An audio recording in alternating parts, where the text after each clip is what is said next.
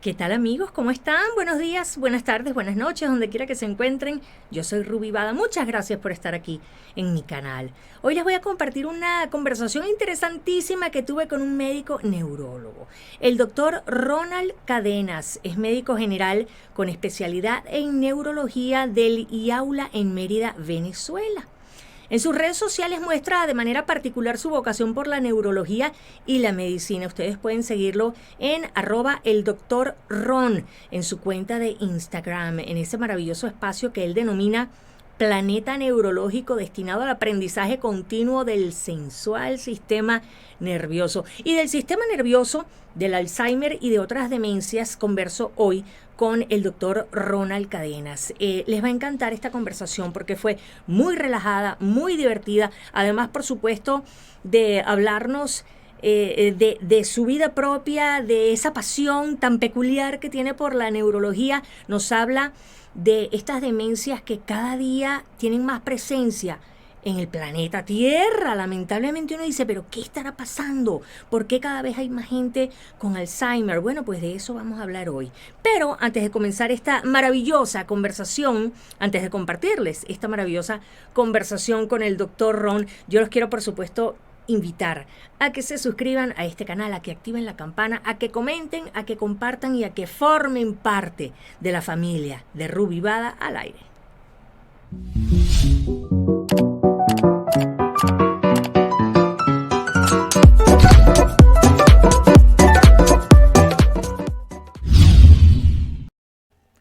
Doctor Ronald Cadenas Torrealba. Buenos días, ¿cómo estás? Buenos días, Ruby. Muy bien, encantado de estar contigo hoy. Bueno, Gracias mira, por invitarme. ya rompimos todo el hielo que había que romper. Ya, es que la gente tiene que saber que empezamos a hacer esta entrevista y tuvimos unos problemas de audio y una cosa, pero ya los resolvimos y entonces ahora sí va a sonar hermoso para toda la gente. Ronald, eres un apasionado del cerebro. Sí, desde hace muchos años. Y hace poco, bueno, en nuestro problema técnico te di una reseña genial bueno, que nunca había dado, una primicia. Bueno, pero si tienes tiempo me la puedes volver a dar. Yo voy a hacer que la estoy escuchando por primera vez. Finge que nunca lo habías escuchado. Nunca. Ronald, ¿dónde te encuentras?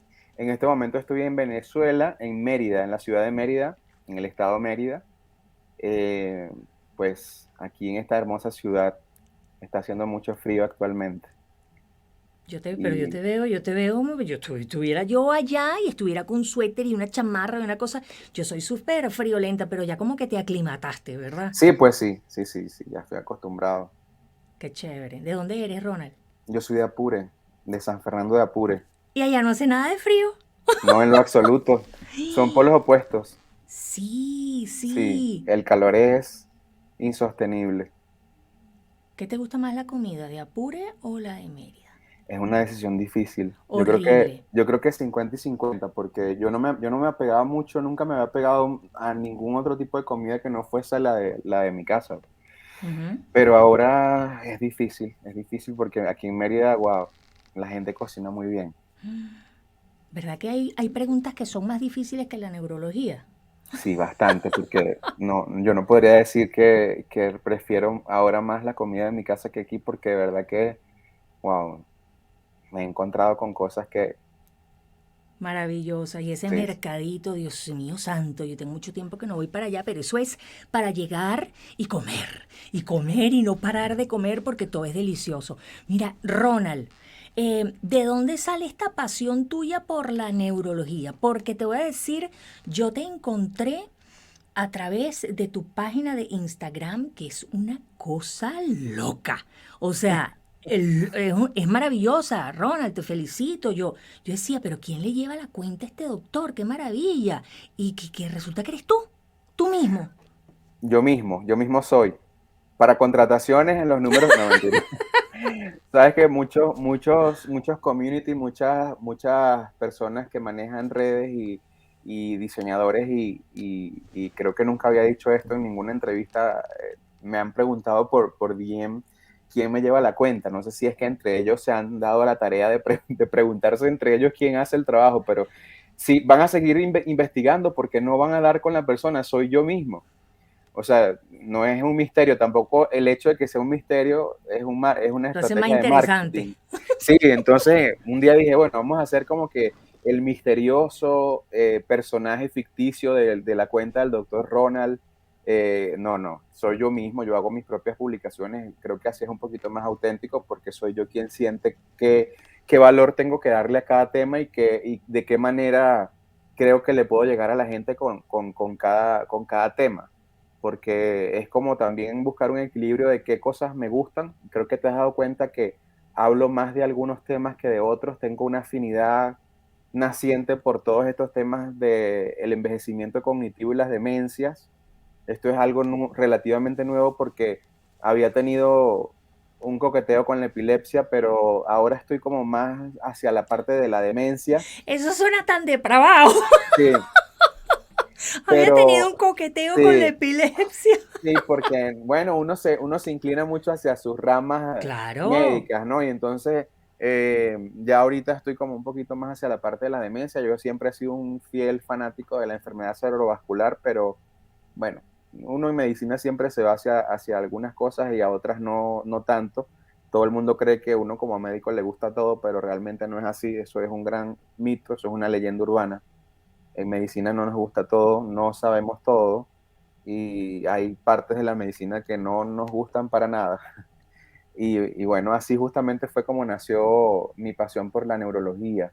Cuando estuve haciendo mi internado como estudiante en el Hospital General de Apure, en la parte de medicina interna, donde atiende uno una gran cantidad de patologías de muchas especialidades: nefrología, cardiología, neurología, oncología. Medicina interna es la madre de las especialidades clínicas. En ese momento surge como una especie digamos, paradójicamente, como de, no me hacía mucha química la neurología al principio porque siempre se ha mostrado como, médicamente hablando, como que la especialidad más compleja o la materia en el pregrado más compleja de aprender, como cuando estudias esos circuitos, todas esas conexiones, tú dices que realmente quien se dedicó a estudiar eso, Ujú. mira, o sea, en esa época, gracias a Dios, no existían redes sociales, pero, o cualquier otro distractor, porque probablemente todavía estuvieran estudiándolo.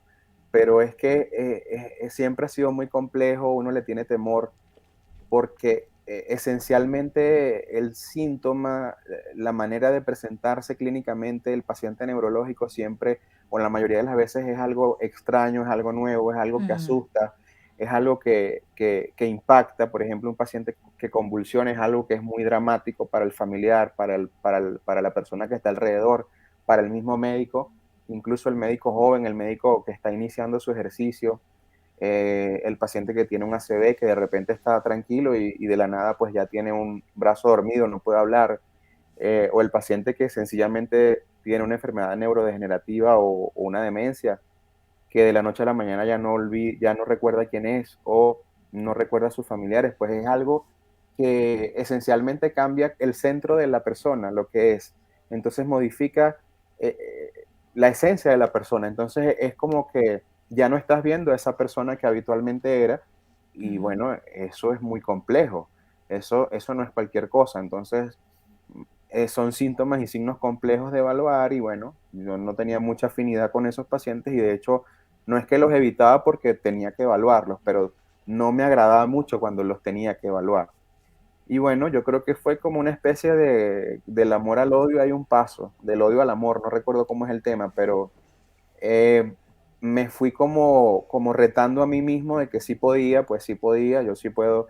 eh, em, Era algo que se me hacía muy complicado y de hecho muchas veces llegué a pensar que nunca podía ser, yo nunca de las especialidades nunca pude imaginar ser neurólogo por lo complejo que era. Yo decía, en mi vida jamás haría esta especialidad porque me parece que no soy lo suficientemente capaz de aprender estas cosas.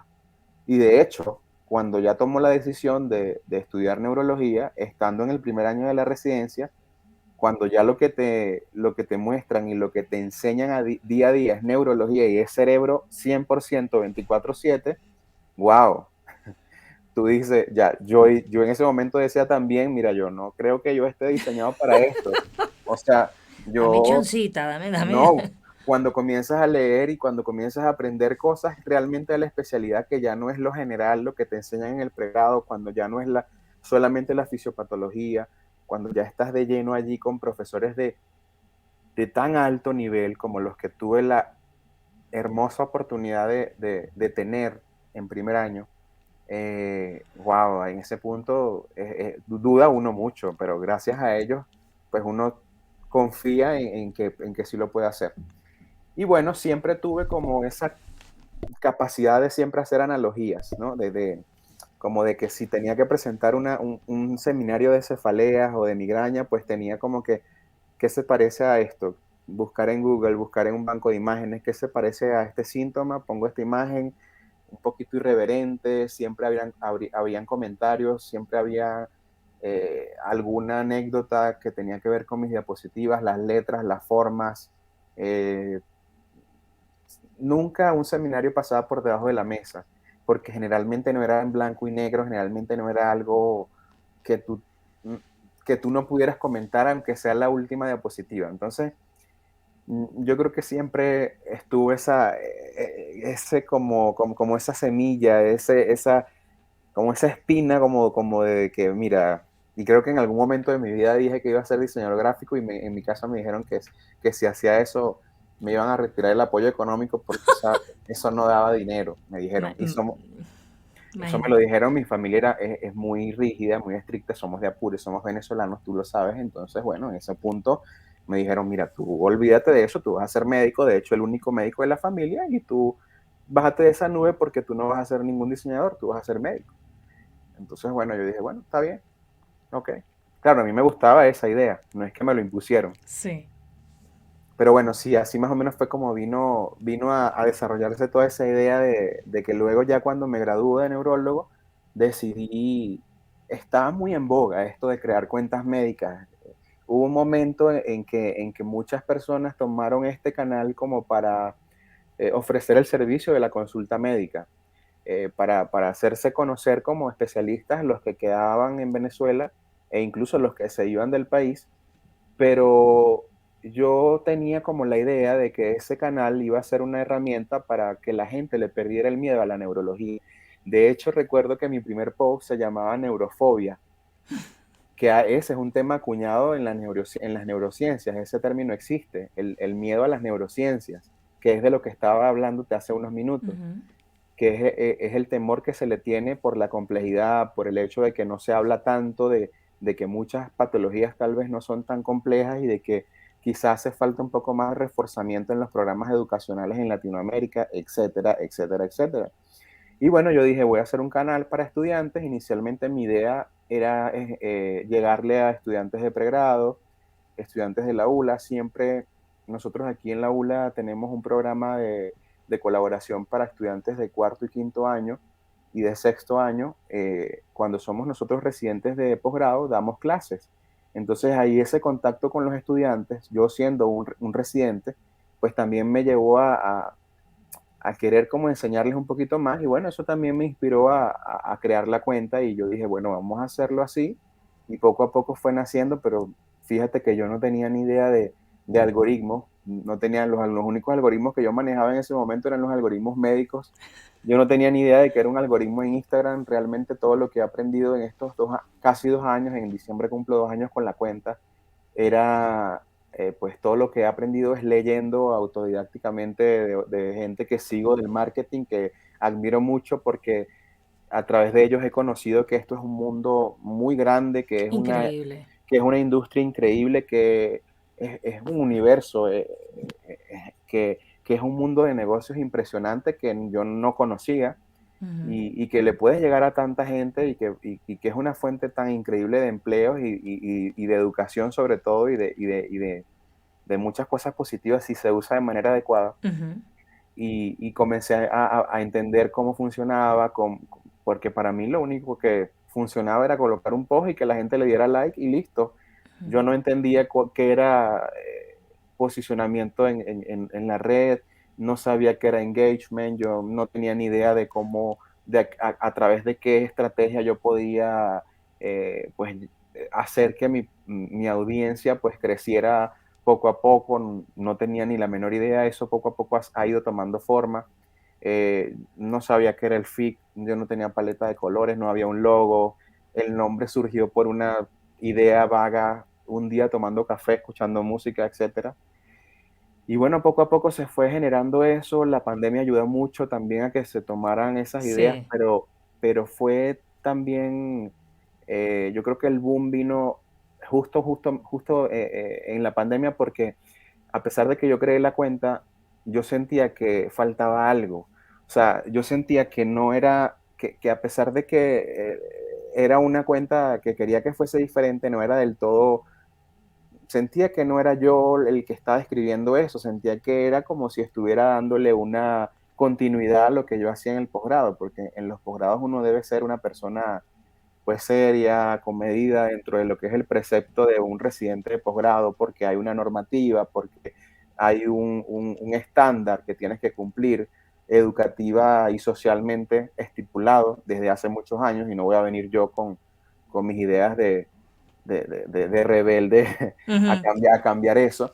Pero como este era mi espacio, mi pequeño espacio, yo dije, bueno, pero ¿qué pasaría si yo empiezo a mostrar la neurología en este que es mi pequeño espacio de una manera que pues sea diferente? Pero yo decía, Hablándolo desde Ronald. hablándolo desde cómo soy yo, y yo decía, pero si como siempre he sido yo, nunca me ha ido mal, y esa ha sido la llave que me ha Ujú. permitido conocer gente, ser el pupilo de gente que me ha enseñado tantas cosas. Yo dije, bueno, un buen día decidí darle el vuelco a la cuenta y bueno, aquí estamos hoy y no me fue mal. Imagínate, eso fue un punto como un salto que di porque todos los profesores me seguían en la cuenta. La gente, o sea, era como que, hey, ¿qué vas a hacer? O sea, ¿cómo yo? Queremos ver con qué vas a salir.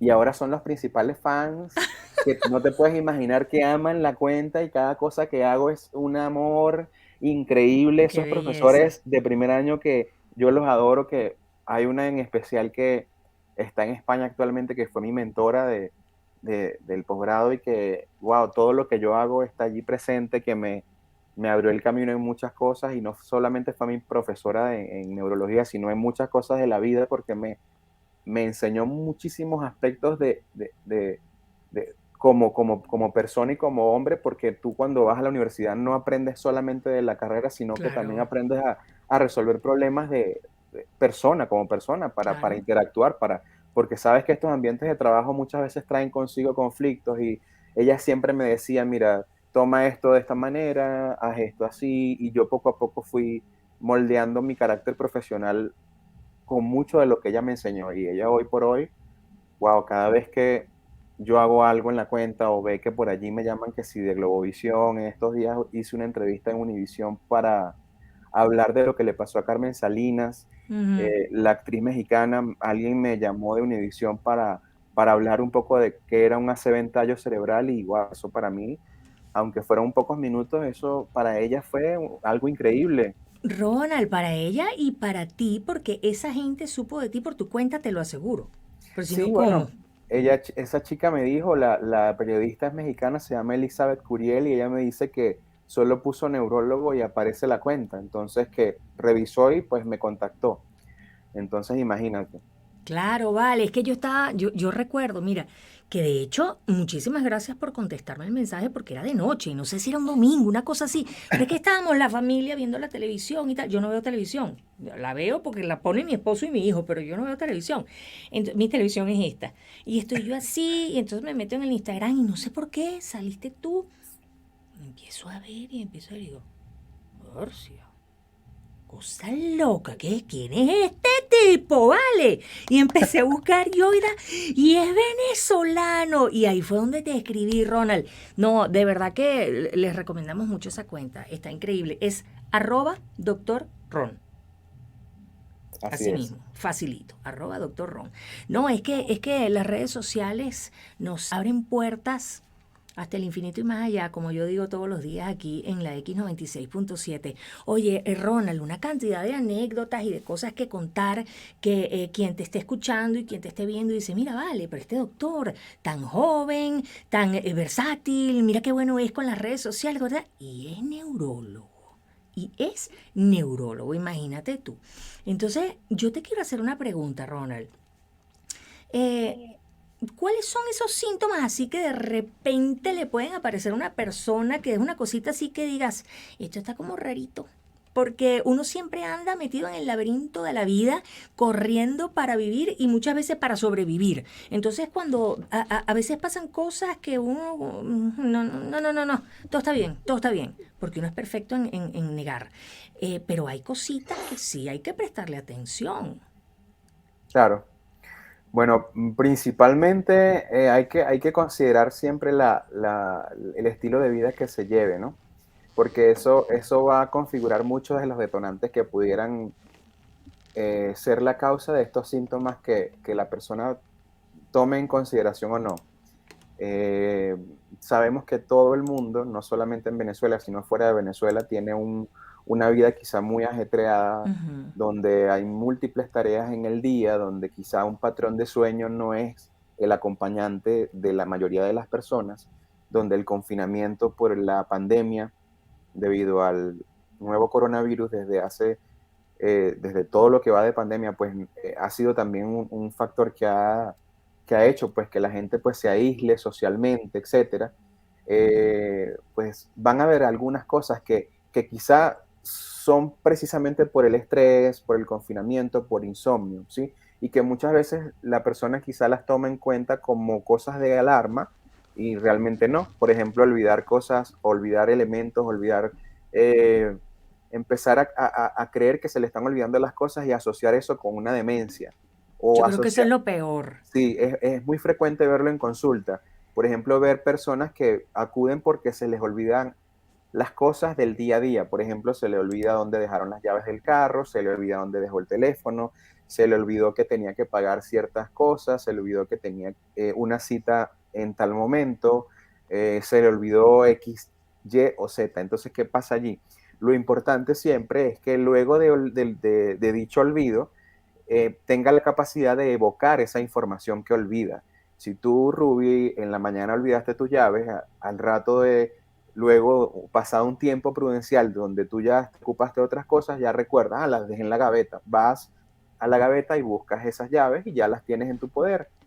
Eso representa que hay indignidad en tu memoria episódica o de trabajo, que es el tipo de memoria que se altera en la demencia de tipo Alzheimer, hablando de una de las tantas demencias que existen o de los tipos de demencia que existen, que es una de las más frecuentes, por no decir la principal y la más frecuente. Entonces, la memoria episódica, que es esa que te ayuda a retener nueva información, es la primera que se altera en la demencia de tipo Alzheimer, es la que no te permitiría recordar dónde están esas llaves, luego de que olvides dónde las dejaste. Entonces, lo importante es que si olvidan dónde están las cosas, recuperen la información luego y que entiendan que si están abocados a múltiples tareas en el día, pueden olvidar alguna de ellas porque el foco de atención está puesto en múltiples cosas al mismo tiempo y es normal y es natural que se olvide alguna de ellas o que el foco de atención se pierda por un instante en alguna de esas múltiples tareas o múltiples obligaciones. También para la persona que es perfeccionista o le gusta hacer todo por sí solo o no delega o no hace las cosas en grupo o le gusta que todo salga como quiere que salgan por ejemplo, hace, por ejemplo, las compras por sí solo, va y hace las cosas en el trabajo 100% él, va y cuida a los niños, cocina, por ejemplo, las mujeres que hacen todo, generalmente hacen muchas cosas al mismo tiempo, de repente, bueno, se le olvidó dónde dejó tal cosa, bueno, pero después al rato lo consigue. Pero si ya estas cosas se presentan una y otra vez, y consideramos ya que alteran la rutina diaria, por ejemplo, si llega un punto en el que olvidas las llaves tanto como para no poder usar el vehículo y no poder ir a trabajar, ya es hora de consultar con un doctor, consultar con un médico especialista. Sin embargo, yo siempre recomiendo que como el paciente tal vez no tiene la capacidad por no ser médico de saber en qué punto es una alarma o no, si él comienza a ver con frecuencia que comienza a olvidar o identifica que hay olvido o que hay, digamos, falta de atención, que hay alteraciones en cualquiera de sus funciones cognitivas, que se distrae mucho, que está muy pensativo o que hay cualquier alteración de la memoria, debe consultar, porque quizás en un alto porcentaje es algo benigno, no es una demencia, pero él no está en capacidad para autodiagnosticarse. Entonces lo más prudente es que acuda con un especialista, para que sea el especialista quien determine que no es algo grave y que es quizá un trastorno del sueño, quizás algo de atención, El quizás estrés. quizás el estrés. Entonces, ¿qué vamos a hacer en esa consulta? Bueno, orientarlo hacia identificar los detonantes y tratar de que ese paciente disminuya su carga de estrés y mejore, obviamente, su rutina en el día. Eso con respecto a la parte de la memoria y las funciones cognitivas. Tengo una pregunta. Ujú. Entonces, el problemilla está de repente cuando se te olvida algo y que no eres capaz de retomar esa memoria. O sea, se te olvida y se borró, pues, va y se fue. Exacto. E igualmente, exactamente, ese es el problema. Eso es como una alerta, pero también recuerda que no solamente es la memoria, también hay otras funciones cognitivas, como por ejemplo el lenguaje, la capacidad Se te olvidan las palabras. ajá, el lenguaje, la capacidad de razonamiento abstracto, el control de los impulsos, estar muy irritable sin razón, cambios en la personalidad, cambios de humor sin justificación. eh, Alguien que, por ejemplo, hacía cálculos perfectos y de repente pierde la capacidad para hacer esos cálculos, incapacidad para realizar tareas, por ejemplo, seguir pasos y seguir pasos para realizar una tarea, por ejemplo, una receta, algo que has preparado durante toda tu vida y de repente ya no lo puedes hacer igual, eh, cosas que antes te interesaban y ya no te interesan, empiezas a tener, digamos, alteraciones en el ánimo, empiezas a estar deprimido o empiezas a estar eufórico. Todas esas cosas que aunque suenan comunes, aunque suenan frecuentes, hay que prestarles atención porque pudieran tener tras de sí alteraciones cognitivas que hay que estudiar en consulta. Siempre hay que tener en consideración el tiempo en el que se presenten, la edad de presentación, el sexo, porque no es lo mismo una persona de 20 años que presente algún síntoma de estos a una persona de 70 años que los presente. Entonces ahí más o menos uno orienta qué pudiera estar pasando en el de 20, quizás es una depresión, quizás algún trastorno más en la esfera afectiva, más en la esfera, más hacia la parte de psiquiatría, quizás en la parte del paciente de 70 quizás sí podría ser algo tipo Alzheimer, hay que evaluarlo siempre, no todos los pacientes se presentan igual. Ronald, aquí no importa, tú dame con lo que me tengas que dar. ¿Sabes qué? A mí me pasó algo que de verdad, o sea, ya me daba hasta vergüenza con mis amigos, porque es que todo el mundo se acordaba menos yo. O sea, yo tengo una amiga de la infancia que era como mi hermana, Ileana, ¿verdad? Resulta que yo comencé a estudiar mercadotecnia en el ISUM, en Caracas. Y ella estudió en el ISUM. O sea, un día yo vi una publicación en las redes sociales de Rafmir, que era una muchacha que estudió en ella, sí, yo sé que la conocí ahí, ¿ok? En el instituto. Y de repente veo una foto de Rafmir con Ileana. Y digo, ¡ay! Y llego yo, pues, ¡ay! Ustedes se conocen. O sea, agarren esta loca. Y yo, ¡ay! Ustedes Y se tú eras el conocen. grupo, tú eras el Espérate, grupo. espérate que Ileana me dijo, Rubén, ¿nos estás vacilando si yo estudié en el ISUM? Yo no me acuerdo de eso, Ronald, pero te estoy hablando, por favor, tengo 48 años recién cumplidos. Eso fue cuando yo tenía 24 años, 23, no, ya no sé ni cuándo me gradué, 22 años, una cosa así. Y, o sea, desde aquel entonces, bueno, desde aquel entonces no, porque las redes sociales no tienen veintitantos años, ¿verdad? Pero, o No. sea, es algo que pasó hace mucho tiempo y yo, Gordon, que te estudiaste en el ISUM. Me dice, Rubí, yo estudié en el ISUM. Y yo, santo Cristo bendito. Yo no me acuerdo. Pero eso no te pasa frecuente, son cosas No, puntuales. No, no, no, entonces no no. es de alarma, no es de alarma. Yo no es de decía, alarma. te lo juro que cuando pasó ese episodio, yo me quedé como días, yo, ¿será que me estoy volviendo loca? Yo, pero No, ¿cómo se no. me va? O sea, no, y hasta el día de hoy yo no recuerdo nunca haber visto a Iliana en el Zoom, no, o sea, eso no está en mi memoria registrado. O sea, tú me puedes torturar, tú me puedes poner un cable pelado aquí que yo no voy a decir, sí, me acuerdo de Iliana, pero no me acuerdo. No, bueno, puede ser algo aislado, quizás. Mira que veía la cara de Ronald y que, bueno, ¿cómo le explico lo que le tengo que decir? No, porque no es nada grave, no es nada grave, es algo aislado, es Es muy probablemente algo aislado, curioso. es probablemente algo aislado. Y bueno, también hay que considerar si tú tuviste en algún momento problemas del sueño, recuerda que una de las funciones del sueño es consolidar memoria a largo plazo. Y si en algún punto no dormías bien por un tiempo prolongado, esos recuerdos son como en la película Intensamente, van para afuera, no existen, se pierden, se borran. A lo mejor era eso, pues yo me Sí, trasnochaba. probablemente. Entonces, recuerda que una de las funciones principales del sueño es la consolidación de la memoria a largo plazo. Son recuerdos que, digamos, se archiva lo importante. Y eso siempre tiene una connotación afectiva, emocional, que tiene relación con el sistema límbico también. ¿Qué tan importante era ella para ti? ¿Qué tan importante eran esas vivencias allí? O sea, para que tú pudieras almacenar eso y tenerlo archivado como importante, como relevante. O sea, no es que cualquier cosa se va a archivar ahí. ¿No crees tú? Eso no es así. Mi cerebro es selectivo, ¿tú qué te crees? El cerebro es selectivo.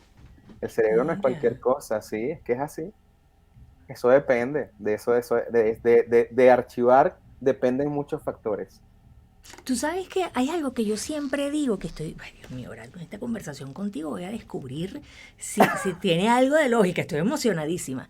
Tú sabes que yo siempre digo que es bien difícil aprender algo de la manera errónea para después desaprenderlo y volver a aprender algo de la manera correcta. Porque siento que como que el espacio en mi CPU se me va llenando.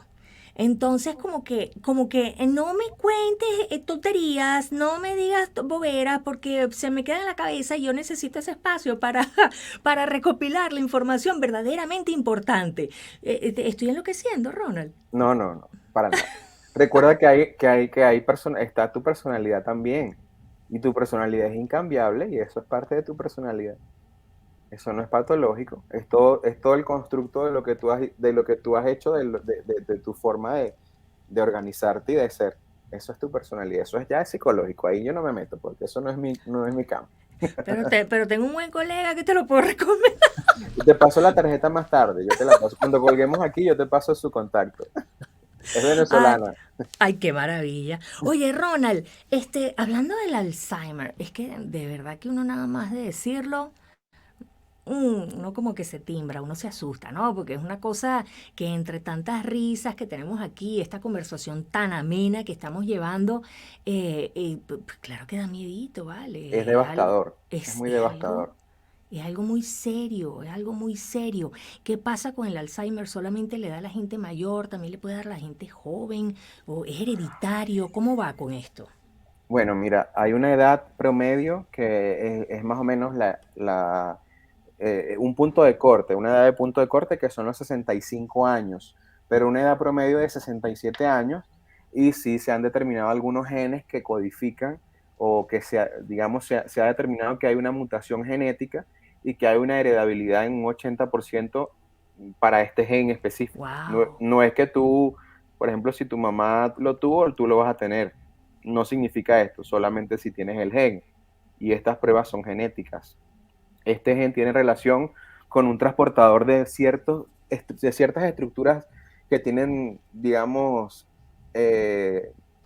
injerencia en lo que es la patogénesis del Alzheimer, en lo que pasa a nivel del Alzheimer, que básicamente son, digamos, una incapacidad para limpiar o para desintoxicar el cerebro, para sacar estructuras o proteínas que regularmente digamos, no se acumulan dentro del cerebro. Entonces, la acumulación excesiva daña las neuronas, que son la proteína tau y la beta-amiloide, que son las dos principales causantes de que se altere esta función neuronal y se produzcan los síntomas del Alzheimer. Esta es una manera la más sencilla que encontré en este momento de explicar qué es lo que pasa en el cerebro de un paciente con Alzheimer. sea, básicamente es como que no pasa el servicio de aseo urbano en el cerebro. Entonces, eso es lo que pasa, se acumulan esas proteínas y se daña la estructura, la microestructura de la neurona. Entonces, no hay la capacidad de regulación neuronal ni de función neuronal y obviamente va a causar estragos y va a causar daño. Entonces, la edad básicamente, de 65 años hacia arriba, uno habla de un Alzheimer tardío y de 65 años hacia abajo un Alzheimer temprano. Sin embargo, por debajo de los 65 años es menos la cantidad de personas. Se habla de que el 75-80% de las personas, la edad sobrepasa los 65 a 70 años de edad y que el riesgo aumenta considerablemente conforme aumenta la edad del paciente. Entonces hay otro tipo de demencias, no solo el Alzheimer, porque hay que recordar que demencia define la alteración máxima de todas las funciones cognitivas. O sea, cuando tú ya tienes todo, ya el daño máximo de tus funciones cognitivas, todas las que mencionamos antes, que lenguaje, cognición, perdón, lenguaje, memoria, pensamiento abstracto, cálculo, etcétera, ya en ese punto máximo podemos hablar de una demencia. Que sea tipo Alzheimer o no, es el apellido que le vamos a dar. El Alzheimer es el más frecuente, pero también está la demencia vascular, que es aquella que ocurre luego de un ACV. Es un paciente que comienza con deterioro cognitivo luego de un infarto cerebral, pero también ocurre demencia en enfermedad de Parkinson. También ocurre demencia en Corea de Huntington. También ocurren demencias frontotemporales, demencias tóxicas, demencias metabólicas. O sea, hay una tabla súper larga de demencias. Son muchas. Entonces, hay demencias reversibles, demencias que pueden ser digamos que pueden ser potencialmente reversibles, es decir, que el paciente puede salir airoso de ese cuadro, eh, pero generalmente el mayor porcentaje de personas son pacientes mayores de 65 años y aumenta el riesgo, como te dije, pues mientras mayor sea la persona, mayor es el riesgo, si se hereda y hay factores que se han determinado como factores de riesgo y factores protectores. Los factores de riesgo son la heredabilidad, que el paciente tenga parientes de primero y segundo orden que lo hayan padecido, que el paciente también haya tenido traumatismos craneales, por ejemplo, que haya tenido un accidente y con un golpe directo en la cabeza severo, que el paciente no haya tenido una estimulación cognitiva adecuada, que no haya estudiado, ¿sí? Y al contrario, también se ha determinado que un factor protector para el Alzheimer o que atenúa el riesgo de desarrollarlo es haber estudiado, haber aprendido un idioma, antes de los 5 años es mejor incluso, porque antes de los 5 años se generan muchísimo más redes neuronales. No importa la edad que lo aprendas, pero se ha determinado en estudios que antes de los 5 años la cantidad de neuronas y la cantidad de redes neuronales que se generan es muchísimo mayor. Estudiar, aprender, ir a la universidad, la gente que estudia atenúa el riesgo de desarrollar demencia. No es que lo previene, ni lo impide, ni lo imposibilita, sino que lo atenúa, disminuyen el riesgo. Y obviamente el control de enfermedades crónicas. Si tú tienes hipertensión y sufres del corazón o tienes alguna otra patología sistémica como diabetes mellitus y tú no controlas tus enfermedades crónicas, por supuesto que vas a tener mayor riesgo, porque son enfermedades que tienen consigo inflamación, dañan las arterias por dentro, entonces es todo un tema porque vas a acelerar ese proceso de envejecimiento cognitivo. Si llevas una vida sedentaria, si llevas una vida llena de estrés, porque el estrés no solo es estrés que estoy cansado y necesito vacaciones, el estrés es un conglomerado de sustancias químicas que se van al torrente sanguíneo y generan cambios crónicos en el organismo. Entonces fíjate que no es nada más memoria, es un tema químico, inflamatorio y crónico que va haciendo estragos conforme van pasando los años. Es como que la recomendación general es, por favor, o sea, cuide su estilo de vida. O sea, Así es. mejore sus hábitos, procure Y, comer menos comida chatarra, procure dormir de uh, noche, no de día, así procure... es. Sí, sí, qué interesante. Y dijiste algo que se me quedó aquí, desintoxicar el cerebro. ¿Cómo desintoxicamos el cerebro, Ronald? Viviendo bien, siendo feliz y haciendo las cosas que nos gustan. Sabes que eso es una recomendación, porque perder el interés nos hace estar sedentarios y los centros de recompensa a nivel cerebral deben estar siempre activos. Entonces, la gente se acostumbra mucho a la rutina y nos acostumbramos mucho bueno, a que ese paradigma familiar donde tenemos que hacer la rutina siempre como lo manda la sociedad, pues no hacemos Sí. cosas diferentes, no salimos de la rutina, dejamos nuestros hobbies de lado por tener responsabilidades. Eso no se debe hacer, ni siquiera cuando tenemos una edad, pues, donde creemos que ya, bueno, ya no estamos muy viejos para la grasa, ya es hora de estar. No, eso no puede ser. Siempre debemos mantenernos activos. Desintoxicar el cerebro es una manera de decir que, bueno, que realmente son sustancias nocivas que dañan el delicado equilibrio neuronal, pero no hay una forma actualmente de sacar esas estructuras tóxicas de allí. Es lo que se está estudiando actualmente. Ujú, Incluso hay un estudio en curso con una vacuna intranasal que se está estudiando. Hay un estudio experimental actualmente en fase 1 que busca, digamos, a través de una modulación del sistema inmunológico, tratar de prevenir que se desarrolle la enfermedad de Alzheimer.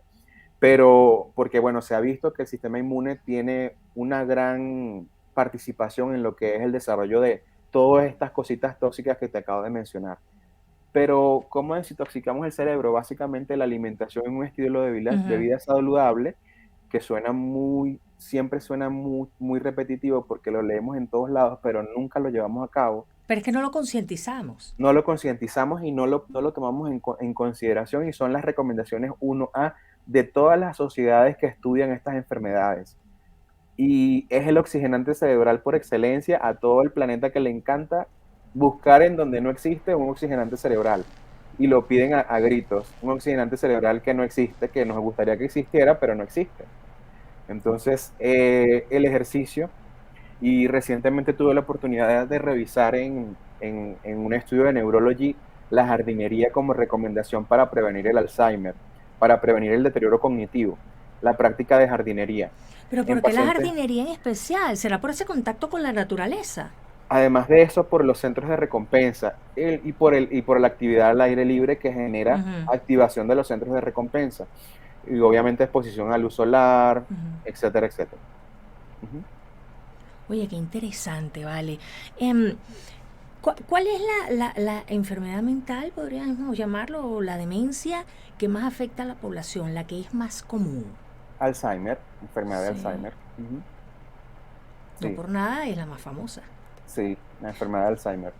Tú sabes que un familiar, un familiar, el esposo de una prima, no sé qué, qué lejana de mi mamá, el señor era médico y le dio Alzheimer. Y ella nos contó algo, una vez estábamos de visita en España, en su casa, y nos contó algo que a mí, yo soy tan empática, yo tengo un corazón de pollo, Ronald, que yo jamás podría ser médico, o sea, jamás, nunca, nunca. No, nunca, no puedo yo. O sea, me pueden mucho las cosas feas que le pasan a la gente, de verdad las lamento de corazón. Y estábamos en la casa conversando con ella y ella estaba hablando que el esposo, bueno, que ya lleva muchos años con esta enfermedad, que no sé qué, y que un día estaban viendo televisión una película que era de médicos y en la película la enfermera, o sea, el señor ya estaba, ¿sabes? O sea, así paradito, sentadito, pues viendo la televisión, nadie sabe qué pensaba ni nada, ¿no? Estaba bastante adelantado. Y de repente en la película la enfermera dice, bueno doctor, vamos a comenzar la operación, ¿está listo? Y el señor dijo, sí, estoy listo. Se me aguó el guarapo, que tú no te lo imaginas, fue como un shock para mí, porque yo dije, esa gente que realmente por las personas ignorantes que sobran deben ser hasta poco respetados, ¿sabes? O sea, no, este ya no se acuerda de nada, nada, este ya... Y de repente puede ser que sí te estén escuchando, que sí se están enterando de esas cosas feas que tú estás diciendo a sus espaldas porque tú crees que ya no te escucha, porque tiene Alzheimer, porque ya lo perdí. Ay, chica, ya, ya. Y no, me imagino yo que a veces hasta tendrán sus momentos de Así es. lucidez. Y esa es la Mm, recomendación, esa es una recomendación que hacemos siempre, que ellos, de hecho eso está en la literatura, que ellos a veces tienen periodos muy cortos, mientras más severa sea la etapa en los que se conectan con el entorno. No sabemos en qué momento, no sabemos cuánto dura, no sabemos realmente de qué tipo de conexión estamos hablando, pero para efectos, digamos, de lo que es la dignidad del paciente, siempre tratamos de Ujú, que de que el familiar y de que el acompañante, el cuidador o el personal de salud siempre trate de evitar conversaciones negativas cerca del paciente ujú.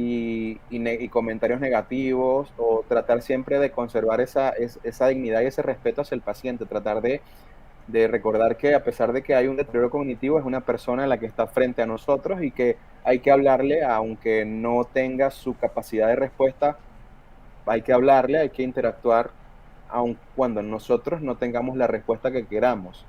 Entonces, eso es algo que yo siempre trato de como de reforzar en los pacientes que yo atiendo en la consulta. Siempre trato de hacerlo. Así como tú lo dices, es cuestión de dignidad, ¿vale? Es cuestión de respeto. Es cuestión de respeto, porque hoy por ti, mañana por mí. Tú estás ahorita muy lúcido, pero tú no sabes qué es lo que te pueda pasar el día de mañana. Oye, Ronald, muy interesante, ¿vale? Después del Alzheimer, ¿qué podrías decir tú que son los casos de demencia que más te llegan? Em, Después del Alzheimer, demencia vascular. La demencia vascular que, como te comenté, ocurre luego de una ACV, luego de que ocurre un infarto cerebral, pueden generarse síntomas cognitivos.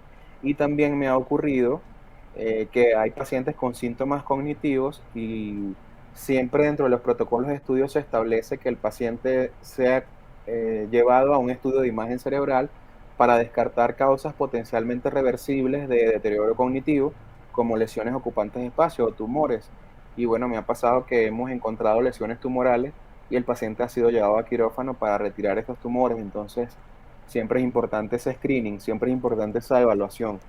Pero en un 90% me atrevería a decir que es el Alzheimer la principal causa de demencia, o el principal motivo de consulta en demencia en mi consulta, valga la redundancia. Ujú. Tú sabes que una vez, hace muchos años, ¿no? Mi papá ya falleció. eh, a él le sucedió algo increíble, increíble. Bueno, mi papá era lo más parecido a un superhéroe que yo he conocido en carne y hueso. Le pasaba cada cosa y todas las libraba. Increíble. Pero una vez estaba así acostado en la cama, estaba con mi mamá, que no sé qué. Y, y de repente él le dijo a mi mamá, mami, no, no me puedo mover. Y mi mamá, ¿qué? No puedo mover el brazo. O sea, no recuerdo si era el brazo derecho o el brazo izquierdo. Y mi mamá, ¿cómo que no puede? No, no lo puedo mover. Y no sé si no recuerdo si se le extendió a la pierna, no sé, pero era todo del mismo lado. Entonces nosotros, bueno, pero ¿qué es esto? ¿Pero cómo que no puede mover? Y pasaron unos minutos y ya pudo moverlo otra vez. ¿Qué edad O sea, había tenía? un coagulito por ahí. ¡Wow! ¿Qué edad tenía? ¿Unos 60? Tal Mm, vez. Probablemente. Muchas veces ocurren ataques isquémicos transitorios, que son eso del coagulito por allí, que ocurre una obstrucción parcial y luego se desobstruye o se reanuda el flujo sanguíneo.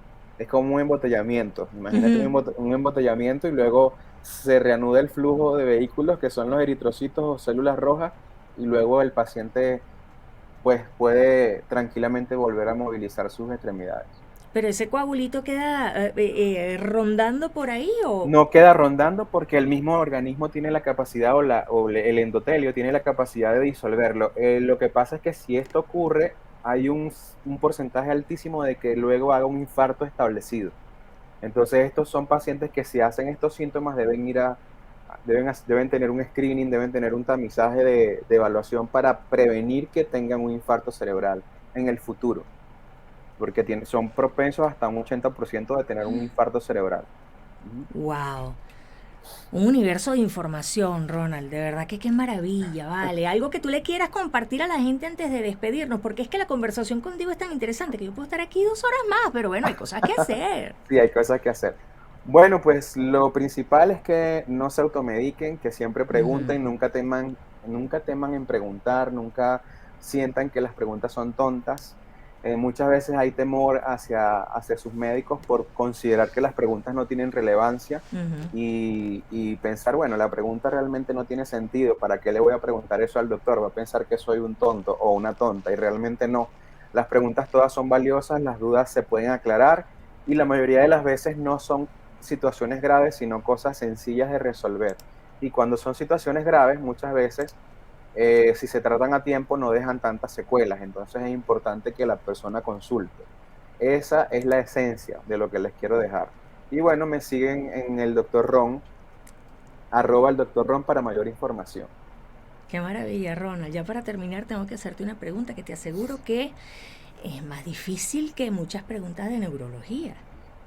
Doctor Ronald Cadenas Torrealba, mejor conocido como el Doctor Ron, para usted, ¿qué es el amor?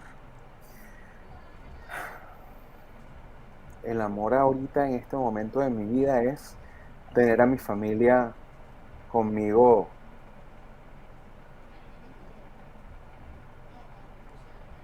y que no estén enfermos, que estén con salud. Eso es el amor. Qué bueno.